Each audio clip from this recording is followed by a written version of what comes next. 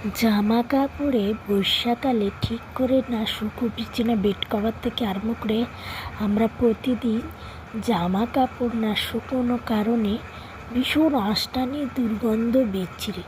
আমাদের সবাই কমফর্ট ব্যবহার করে না বা শ্যাম্পু। এক কাজ করবে, ভালো জামা কাপড়ে সবসময় শ্যাম্পু ব্যবহার করবে, না তো ইজি ব্যবহার করবে। এখন তো 1 টাকা করে পাউচ শ্যাম্পু পাওয়া যায়। ডিম ছাড়া শ্যাম্পু নেবে, জামা কাপড়গুলো সাবান গুঁড়ো দেওয়ার পরে একটু শ্যাম্পু দিয়ে ভালো করে ধুয়ে নেবে।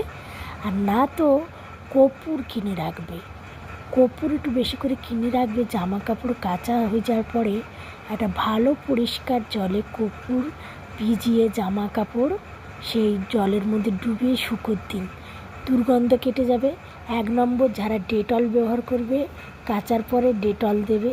বাচ্চাদের যাদের জামা কাপড় আছে অতি অবশ্যই 2 ঢাকনা ডেটল দিয়ে জামা কাপড় 5 মিনিট 10 মিনিট ভিজিয়ে রেখে ভালো করে কাচার পরে তারপরে টান টান করে শুকোর দিন, যাতে বর্ষাকালে জামা কাপড়ের মধ্যে কোনো জার্মস হয়ে বাচ্চার গায়ে র্যাশ, অ্যালার্জি বা ইউরিনের জায়গায় কোনো ইনফেকশন প্রবেশ না করতে পারে।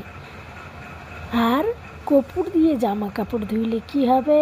কর্পূর দিয়ে জামা কাপড় ধুইলে অনেক গ্রহ দোষ কেটে যাবে।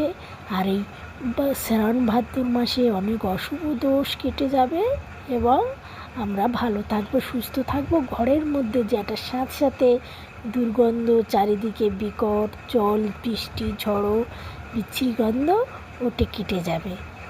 আর আমাদের আর একটা কী হবে, আর একটা কাজ করবে, যাদের বাড়িতে অসুস্থ মানুষ আছে, হসপিটাল ঘর বাইরে করছে, তাদের আমি পরের বারে বলে দেবো।